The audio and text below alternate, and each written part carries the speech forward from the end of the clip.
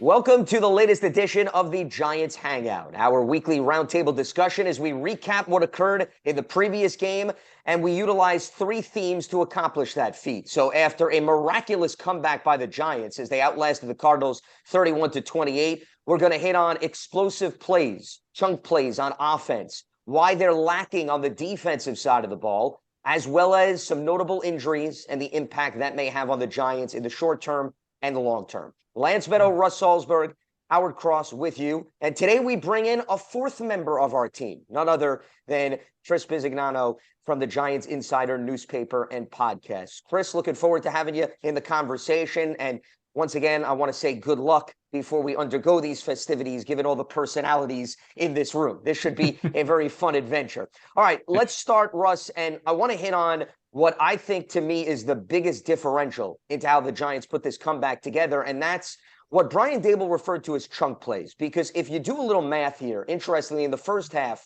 they only had 3 plays on offense of 10 or more yards. In the second half, that skyrocketed, Russ, to 14.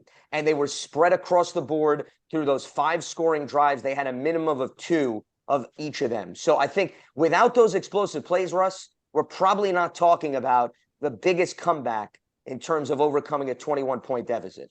Yeah, I would agree with that. The only thing I will say, while we're talking about chunk plays that are missing, there was too many junk plays by the Giants defense, in particular in that first half. And I'm sure some of you guys, Howard, I'm sure you remember, going back to 2007, which was Coughlin's first Super Bowl year, I was sitting watching the game, and I'm saying to myself, if I'm digressing for a second, but I think it's important. Everybody was talking about the Giants defense was supposed to be good that year. They opened up in Dallas, losing 45-35. The next week, they come home, they lose to Green Bay, I think it was 35-13. They gave up 90 points in the first 2 games. And in the third game of the season, at halftime, they were losing 17-3 in Washington. And then it all turned around.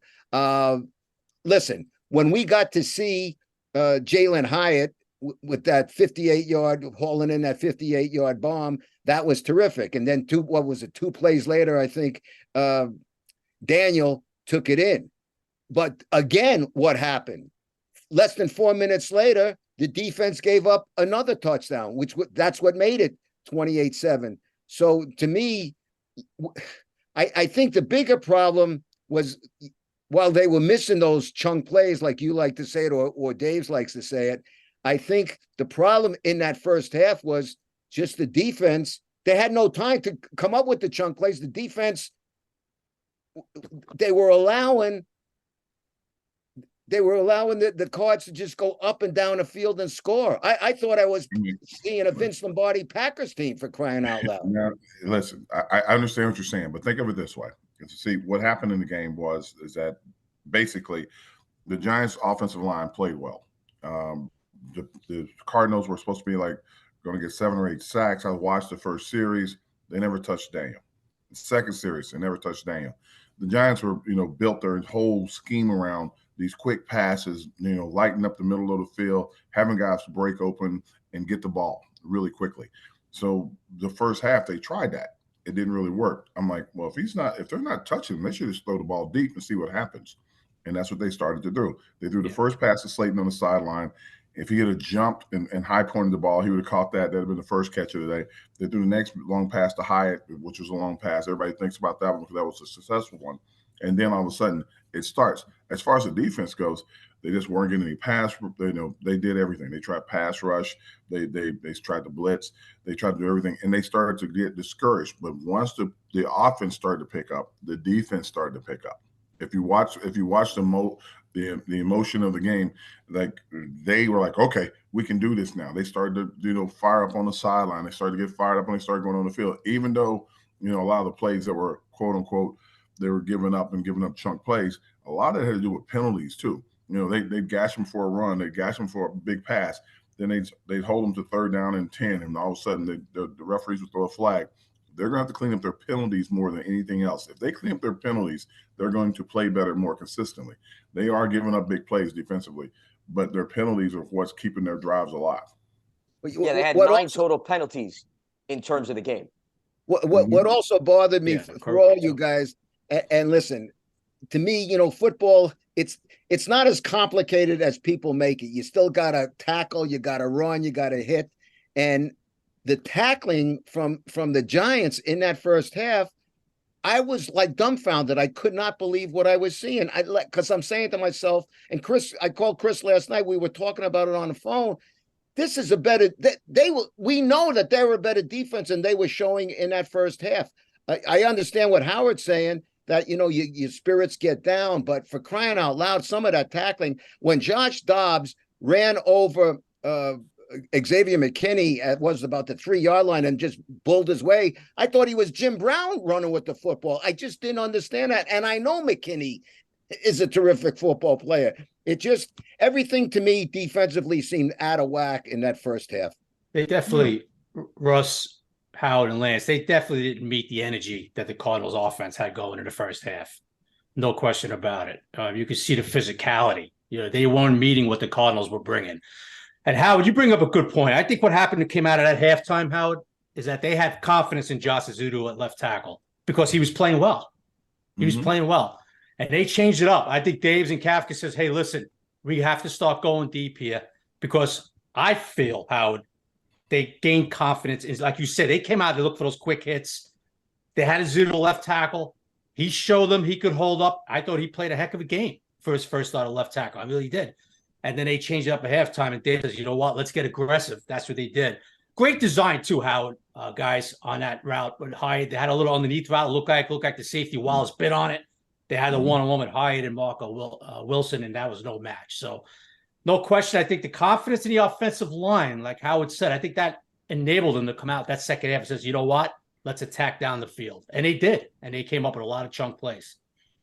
And you need those chunk plays. This is why, although the defense, to Russ's point, needed to get those 2 3-and-outs late, but I would say we're not talking about this comeback without the fact that, to Chris's point, you went deep multiple times throughout the second half. Because, guys, as you know, time is of the essence in the second half. When you're down by 4 touchdowns, multiple scores, you have to be able to put together quicker drives. You don't have the luxury of orchestrating a 15-play, 90-yard drive that's going to take 8 or 9 minutes off the clock when in all likelihood there's going to be a penalty too. So I think by having those 30-plus, 50-plus yard plays, it enabled them to actually mount a quicker comeback to realistically be within striking distance in that fourth quarter. Yeah. I don't know if you realize the Giants they picked it up because they ended up having, I believe it was 4 in a row, but the defense didn't have get their first 3-and-out until 8 minutes were left in the game. Until 8 minutes were left in the game. And then I think they had 4 in a row.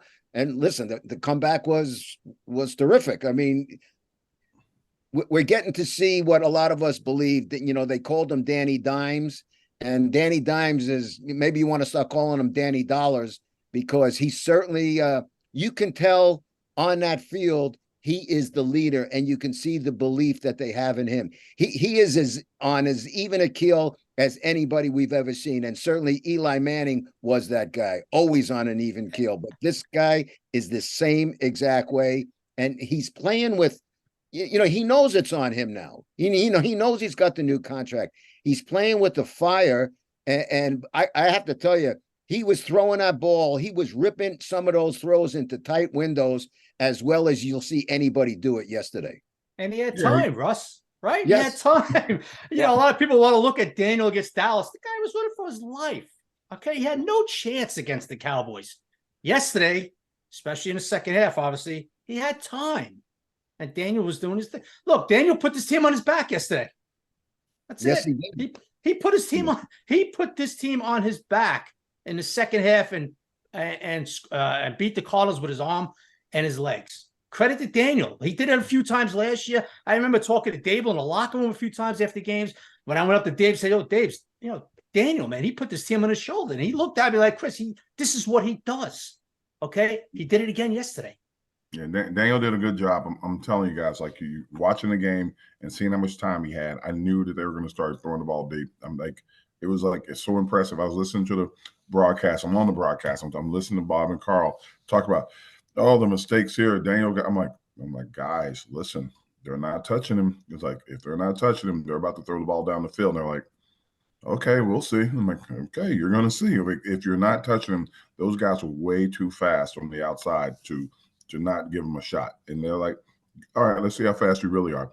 They were running so fast that Daniel couldn't get the ball down the field far enough to get it to him. They had to slow down to catch it. If he could really, he's going to have to throw it sooner. He's got so much time. He's like, okay, I trust you. Go get it. And that's what's going to start happening. It's going to be like throwing the ball to Tyreek Hill sometimes when Tua throws the ball down the field. That's what it's going to start to look like.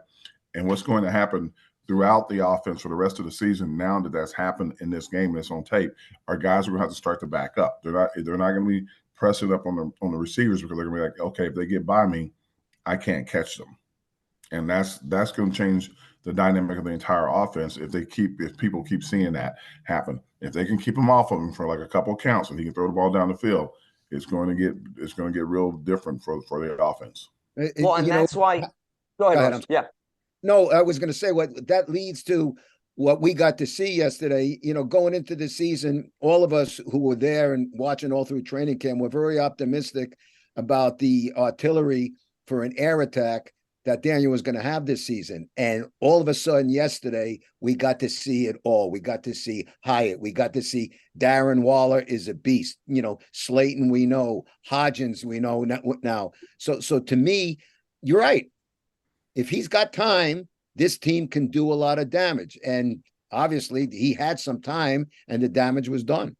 Yeah, and you got to also consider, guys, in the first half, the even though they knew what they were doing, and I'm not faulting or questioning anything, you have a team who just played Dallas and they got that lambasted. Like they got everybody came.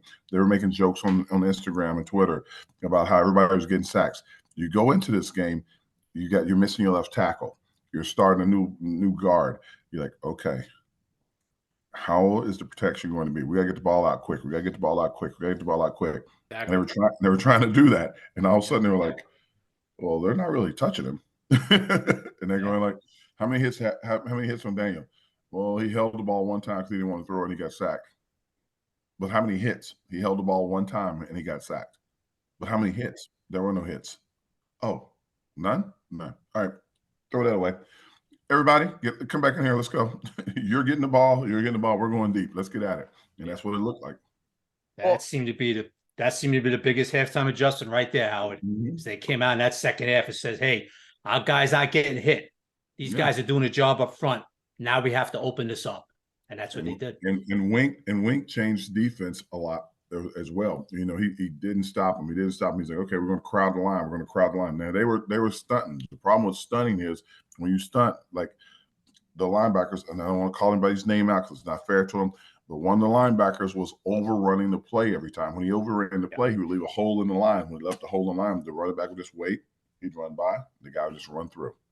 And there would be nobody to tackle him until he got almost to the safety. That was a problem. By the time they made one stop, when Arizona changed their philosophy a little bit, and they were like, okay, we need to grind out some clock. And when they started trying to grind out the clock, they started getting behind the sticks. When they got behind the sticks, it was like, okay, here we go. Like they should have stayed aggressive. They should have kept trying to get the ball, push the ball down the field. Instead, they were trying to, we need to burn some clock up. We got this lead. These guys are getting hot. We don't want them to get the ball back. And that's what got them in trouble. Now, with respect to your points about the offensive line, guys, I want to expand on that because I think the jury is still out. And it's not to be a Debbie Downer, but I think in fairness, Dallas is cut from a very different cloth than Arizona from a defensive perspective, right, Chris? I mean, we can't overlook that. Oh, yeah. So I'm very interested. I think here, moving forward a little bit to San Francisco, how they handle a Javon Hargrave and an Eric Armstead and a Nick Bosa is going to be, I think, more of a true tell as to whether or not these new faces on the offensive front can allow the Giants to still reach down the field and have those chunk plays, Howard. And I know you're looking at me that way, but just hold on. The reason I say that is Arizona is not a blitz-happy team, and you don't see a lot of the twists and turns that Dallas presents. So I think they handled this matchup, but the upcoming opponents are a little bit more resembling Dallas, I would argue, than what Arizona presents. Well, not to look too far ahead. Think of it this way: we knew that Dallas was going to be a bunch of Pro Bowlers playing against these guys. We knew Sure. that Arizona could be a team that they should be able to manage offensively, offensive line wise. And we knew that when they came up to San Francisco, you met a defense not quite as dynamic as Dallas, but they're still a really, really good defense. Going forward, they're going to play teams. Every team's not going to be Dallas or San Francisco. They're going to have opportunities to play against them. Having a test or trying to gauge the offense versus the best defenses in the league, you're not going to play them every week. You're going to get them maybe 3 times this year, maybe 4 times this year, with the exception of if we exclude San Francisco. I can't gauge them on what's a true test of how good they're playing. It's a week-to-week thing. This week coming up may not be any Saquon. Saquon nicked his ankle up. If Saquon nicks his ankle up, he can't play. Can the other guys just pick up the blitz coming in and stuff like that? That's going to be a big question. And even Andrew Howard, we still don't know about Andrew either. I left out. And Bredesen too with the concussion. Yeah. I think Brenison's going to be out. I think Andrews is going to be out. I know Saquon's probably going to be out. So those 3 guys are going to be out of your offense. So you're already gauging how well they're going to do when you're taking key components away from the offense. It has nothing to do with it. This week specifically, I think it's more important to keep everybody safe, to keep everybody healthy. Figure out a way to score more points. If you continue to score points, the defense has got to, quote unquote, start to step up more this week than they had in the last week. I don't know how they're going to do it. I don't know who's going to be the guy that's going to, quote unquote, be the bell cow to start, going after the quarterback. And I'm looking at them rush. It's not like a lot of taking edges and rushing. They're 2-gapping all the way back to the quarterback. And I'm confused. 2-gapping. Yeah, by the way it looks. But again, that's me guessing what they're doing. That's not me saying that's what they're doing. Every pass rush looks like a bull rush, and they're running over the guy trying to get to the quarterback. Later in the game, I saw guys taking edges, and they were getting loose to the quarterback. But early in the game, it looked like everybody was 2-gapping. So I'm not sure how that works. Howard, are you a little surprised about? That's what I saw too. A lot of 2-gapping and a lot of those one-on-one bull rushes. And are you a little surprised Wink isn't being a little more aggressive? It's not. I don't know if it's Wink. I don't know. Again, I'm looking at things and trying to diagnose it from the sideline. I don't know what the game plan is. If I have a rush on and I know that I'm a rush guy, I'm going to take the edge I'm supposed to take and rush. I think that they get in trouble mostly because they're not the picket fence. They will get out of gaps and leave big holes. Once Dobbs ran for a long time, couple big runs, the bull rushing really started to look more. You could really see it more pronounced. So we can't let him just run up the field. We need to keep him in the pocket. What it seemed like what they were trying to do.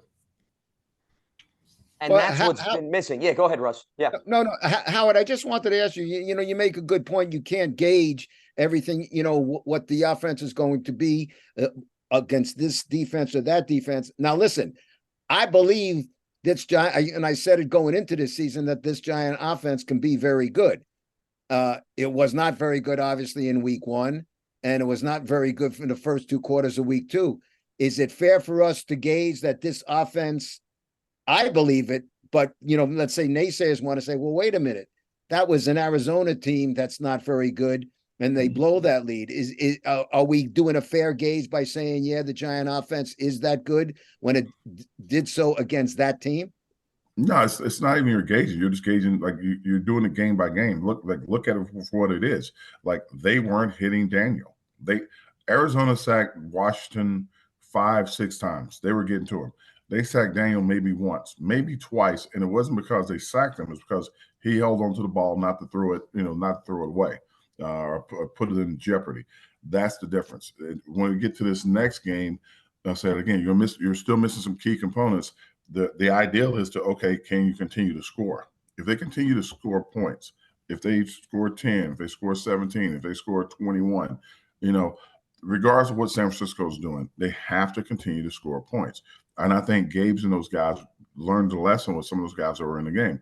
I think Ezeudu, I hate to say it, Ezeudu's a really, not hate to say it, I'm happy to say it. He's a really, really good player. He's played well at guard. He's played well at tackle. Yeah. And their premier guy that they had to rush the passer was rushing on him. He didn't get anything, didn't catch anything. and that builds confidence for the offensive line.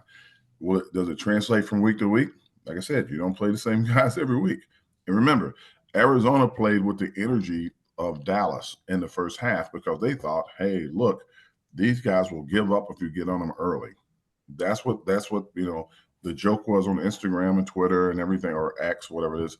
And they started to play like that. Even the broadcast was sounding that way. It was like, well, they've been outscored in the first two games. About right now, 40 in the first game. They're outscored 60-0. The Giants haven't scored in 6 quarters. And I'm listening to which is all true.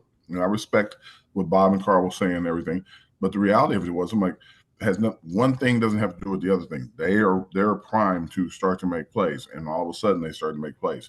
This coming week, if you can slow Bosa down on the outside, if Bosa isn't a big issue in the backfield every play, then you're going to see some more offense. That's just the Niners. Yeah, and the Niners, to me, have more power on the interior than Arizona did. Not to take anything away from the Cardinals, but once again, Eric Armstead, Javon Hargrave, very different than what Arizona brings to the table. But to your point, Howard, the Giants' offensive line stood up. Mizzoudu, McKeithen, the 2 North Carolina products, they came in on a short turnaround scenario where they were playing a game of musical chairs, as I like to call it. And you didn't have those disruptive plays by Arizona in the second half after Dennis Gardeck, their top pass rusher, got that early sack. But, Chris, I think bringing this back to the defensive side of the ball, now you want to see, okay, can the defense for the Giants have the same level of stability and have some of those splash plays, as I like to call them, moving forward? Because right now we're looking at 2 games where the Giants have yet to record a sack and they have yet to record a takeaway. And we know they only had 6 interceptions last season, which was tied for the fewest in the NFL. But, Chris, we're not seeing a lot of finishing at the opposing quarterback. You had the 6 QB hits, but you're not seeing maybe a game-changing play that shifts field position. Yeah, Lance, listen, this game, and how to tell you this, it always comes down to what? You got to win your one-on-one battles. They're not doing that now. They're not getting to the – except for Dex. I think Dex has like 4 quarterback hits in 2 games. Nobody else is winning their battles up front. And the difference so far, the first 2 games this season compared to last year, and I know it's early in the year, is that their third down defense and red zone defense hasn't been as good as last year. That was the key to Wink's defense last year. They were keeping them out of the end zone, getting off the field in third down. I believe they were top 10 in both categories. This year, not so good so far. And that's been a big difference. But Lance, bottom line, you have to win your one-on-one battles up front. You could scheme and do all this stuff all you want. You still got to beat your guy up front. This game will never change as far as that. And right now they're not, except for Dex. Dex is getting some hits. Guys like Thibodeau, other guys, even Leo, right? They're not getting there up front. That's been a problem. Like you said, 0 sacks first 2 games. A handful of hits. I know Dex got 4, had a couple of hits, but got to start winning the battles up front. Unless this is going to be a long year, because now you have offenses like San Francisco, Seattle coming in, Miami, and if you don't start collapsing that pocket, it's going to be a long day, man. Yeah, a lot of time for the quarterback is always a bad thing. I think also, looking at it, football's changed so much, and I know the fans realize this, but it's changed so much. I'm watching so many guys rotate in and out of the line. I have no idea who's playing half the time. Dex, when he's in, he makes a couple plays and he's out on the sideline and somebody else is in. And it's not that they're resting him, it's just a different package. They have all these different packages they keep running through. It's like they're testing, trying to see who and what and how. And I'm curious to see. Like last year, they were so limited with the defensive line. They didn't have enough, depth to really do that much. And Leo and Dex had to play a lot. And we're like, well, we got to get them some rest. Now you're giving them rest all the time and having different packages, and it doesn't look the same. Maybe they need to play a little bit more, and then these guys need to come in to spell them instead of like having just a package for them. Well, you know what, Howard? I was just going to ask you that. Do you think that by doing that, and I understand that the mindset with the rotation, the mindset is to keep guys fresh, but by keeping them fresh, you're not allowing them to get into, and I'm not just saying this with the Giants, I'm saying this across the board with anybody. You're not allowing them to get into a rhythm where they're feeling the game. It's coming to them and they're adjusting to it.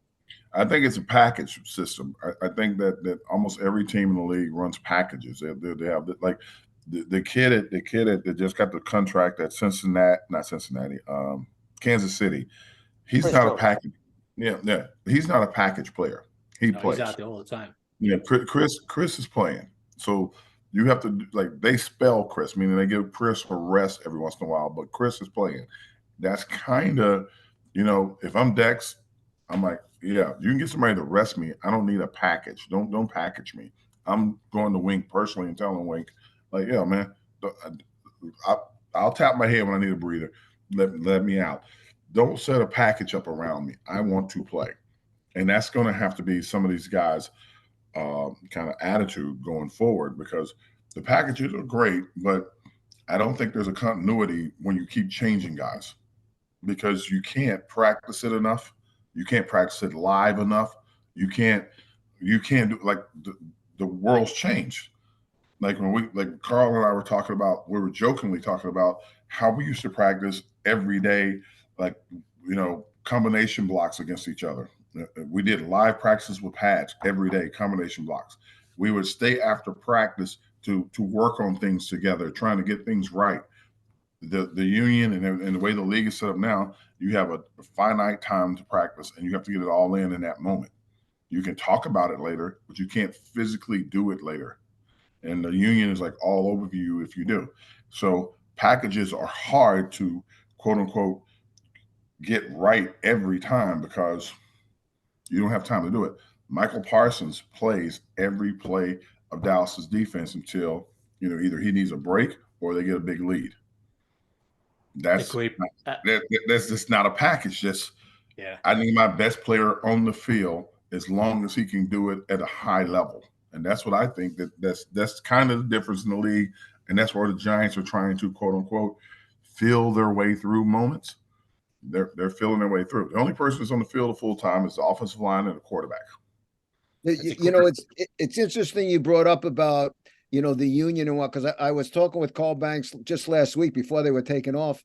And we were talking about, I was asking him questions about the offensive line, and he felt offensive lineman, he says it's the hardest position to learn. And these guys are having a hard time learning it as opposed to years gone by because of the rules and the agreement. And there's not enough time to practice it.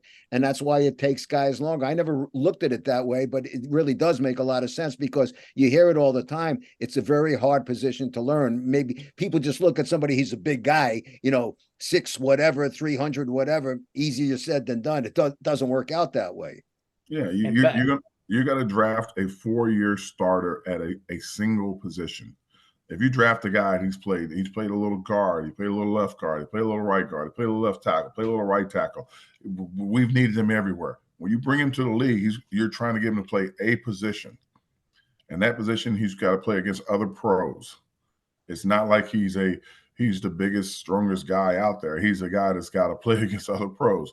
And no matter how gifted you are, if you're not, you haven't consistently been this one guy the entire time, they're going to expose everything you have until you get it right. It's going to take some time, and I don't know how they're going to get better at it. You see some teams that draft guys, they draft guys that are from that position solely. They don't go like, well, this kid, he could play in a lot of different positions, which means he doesn't have a position yet. That's all that means. And Lance, if you don't mind, I just want to backtrack what Howard said before. Like, we all agree, we all notice Dexter Lawrence was at all-pro level last year, played in all-pro, not Pro Bowl, all-pro. He played 46 snaps out of his 65 yesterday. Like Howard said, he's got to get more snaps than that. Okay? He's got to be on the field more than 40. Leo, I think 46, that's a lot of snaps. That's a good amount. But who else played 36? But a guy like Dexter, like you said, you want to see him a little bit more, not part of that package, right? Howard, he's the one guy. I'm not saying 65, Howard, but he was one guy. You still like to see that 50 plus. The one guy. Leo played 37, I believe, yesterday. So they're rotating. Look, we'll see what adjustments Wink does as we move along. But they're doing, obviously they have those packages in to give these guys a rest because last year they played way too many snaps. They did. So we'll see what Wink does. That could be an adjustment as we move along. Well, and Packages are to your point, yeah, go ahead, Aaron. packages are supposed to increase productivity. They're not supposed to they're not for rest. Packages are supposed to, my son plays in Notre Dame, and like last year he was like one of the third down specialists. I'm like, what's going on with your reps and stuff? He goes, they want me to rush the passer. I'm like, that's great and everything, but just play, just like put you in and just play. He goes, well, I'm like, okay, I'm not gonna say anything. But this year he plays every down until he needs a breather. And I'm like, that's just different. He goes like, I like this the new way. I'm like, well, you should have done that last year. He's like, I didn't tell your coach that because that's not my position to say that. But if you have a player that's going to make plays, let him go make plays. Aaron Donald goes makes plays.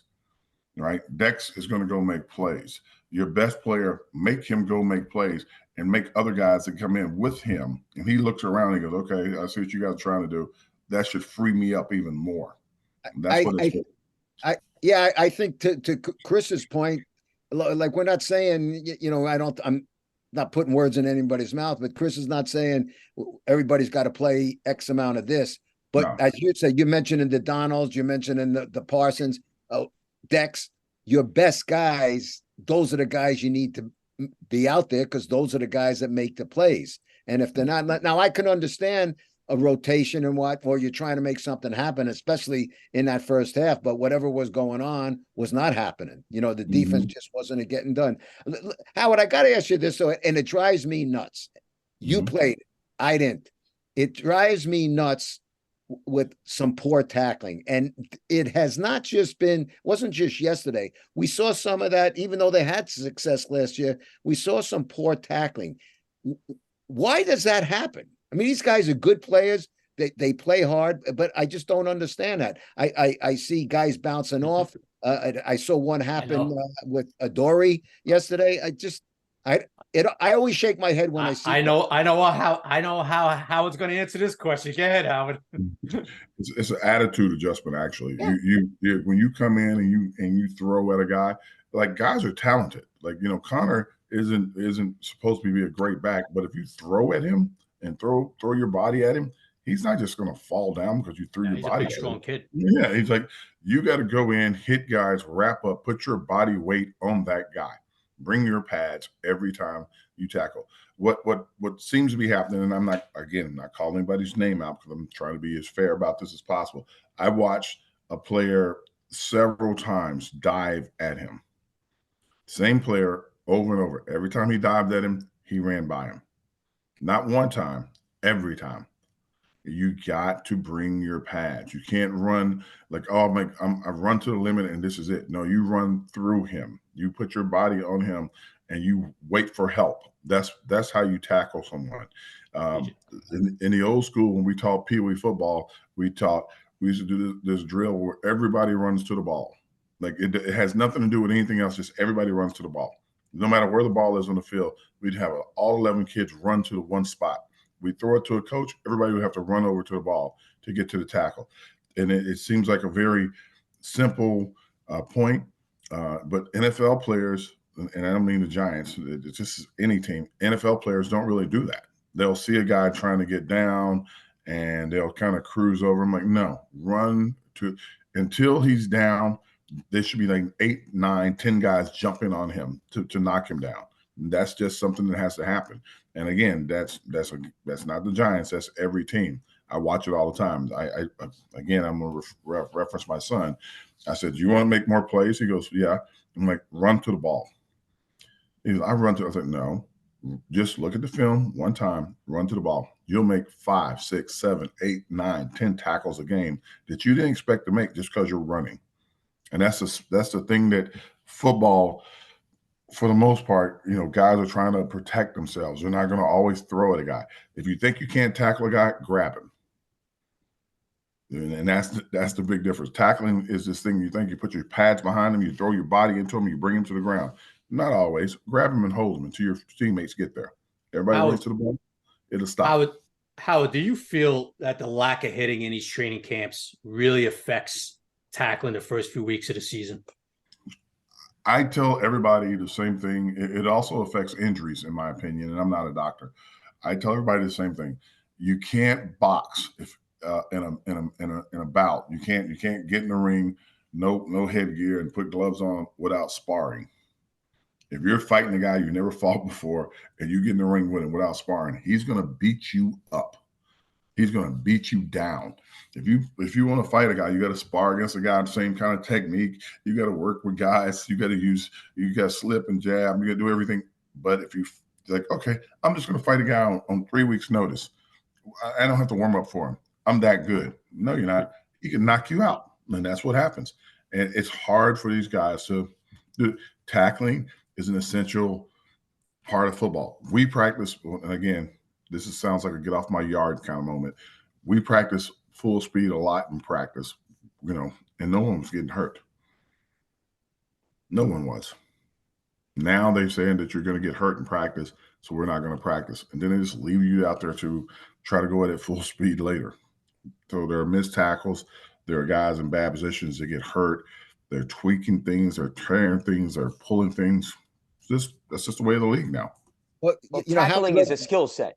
So if you don't work on it, obviously it's going to show up in terms of games. And I think tackling is not a skill. If you run full speed and put your head across a guy's body and grab him with your arms, he will go down. No, but it's a fundamental skill, is my point. There's a fundamental feature of the game that's involved in tackling, though. You have to be in a position. You got to run to the ball, as you mentioned. If you're out of position with respect to that, of course there's going to be issues. What they do now is they roll a giant donut. There's a huge pad. They roll it across the field. The guys run full speed, and they dive and they put their head across and they wrap it up, and it goes down. That's a great drill, but it doesn't look like a person with knees and elbows moving towards you. Sometimes I also wonder to the points everybody's making here, the rules. I do think some guys, I'm not saying everybody, but some guys, because listen, Howard, I watched you play, and back in the day, stuff that is called today was not called then. And I think not everybody, but I think some guys are afraid of getting hit with a penalty or hit with something, or you hit this guy too low or too high, or helmet, or a baby tap even to a quarterback where you basically just graze his helmet and you call for yards. Yeah, think about the hit on Daniel Jones where Daniel slid and the guy, he didn't even hit him. He just kind of fell on him. They threw flags from like all over. Flags were coming out of the stands. I'm like, what's going on? He was trying to hold up. He slid down and he kind of like, okay. They're like, doo, doo, doo, doo, doo, doo, doo, doo. He's like, come on, I didn't even hit him. He's like, hey, that's the call.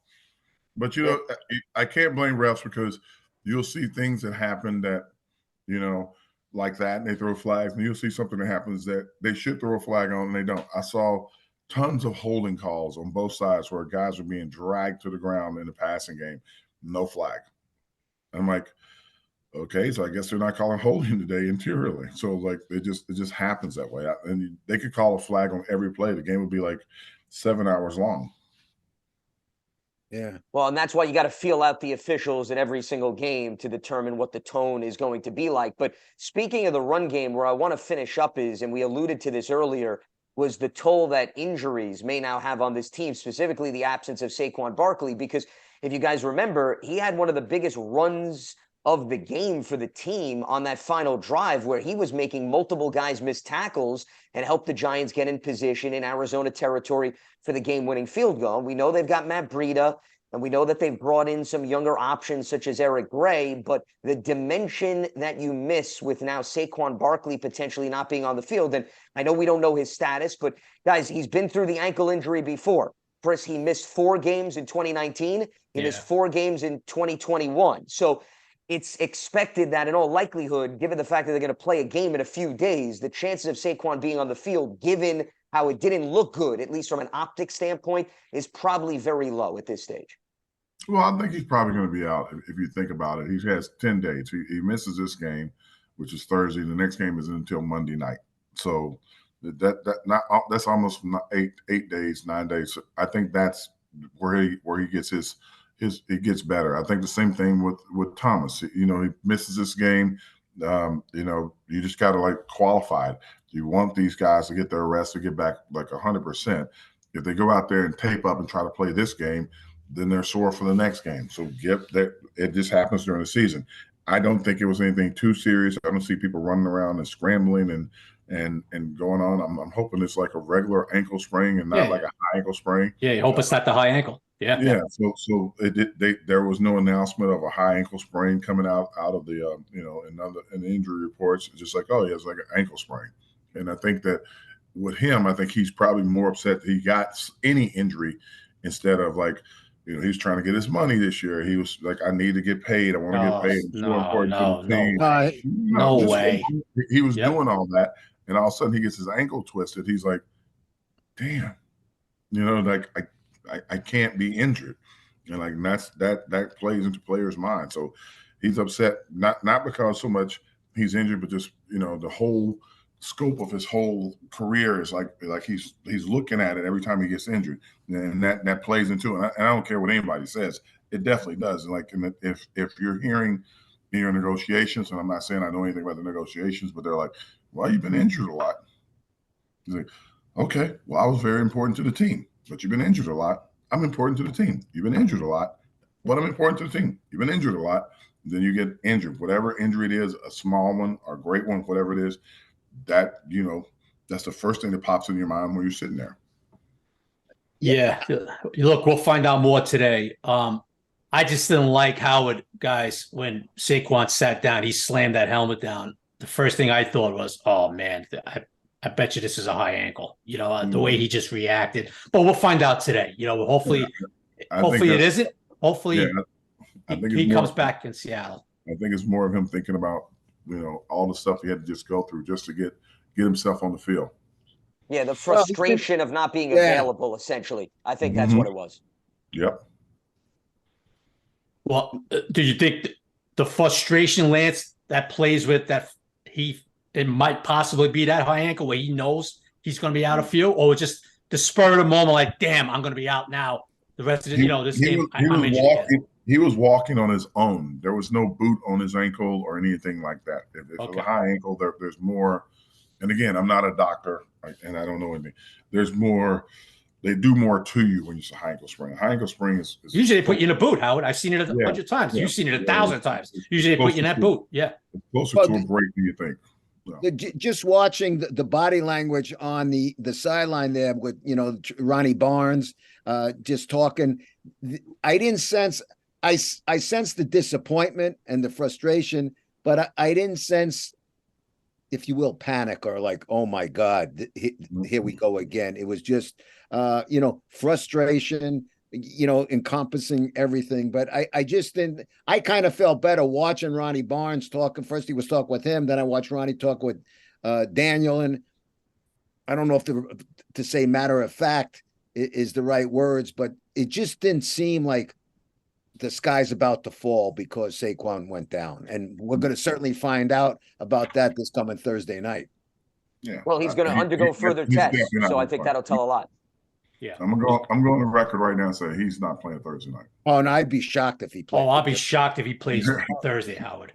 No, right now the goal is the Seattle game that Monday night. Yeah. What I meant about Thursday night, we're going to see what the Giants are made of without without Saquon in the lineup. That'd be a major upset if he played on Thursday night, as far as I'm concerned. Yeah. Well, and that's why it's changing the dynamics of this team moving forward, because you look on the opposing sideline, they have a guy by the name of Christian McCaffrey, and we see what he does for the ground attack in San Francisco. We've gotten a taste of that with Saquon, especially in this Arizona game, because he and Daniel Jones were the fuel to the fire as to why they were able to overcome that 21-point deficit, as that matches the biggest comeback in Giants history, going back to 2 times in the 1940s. And we know Howard Cross absolutely remembers those days because he was clearly on the field with those leather helmets. So it's good that we bring this conversation full circle as a result. Great comeback, Howard, back then. Great comeback. Wow, man, okay. Yeah, he remembers those good old days against the Eagles as well as the Cardinals, coincidentally. So it was only appropriate we had Howard included on the Giants Hangout here. Yes.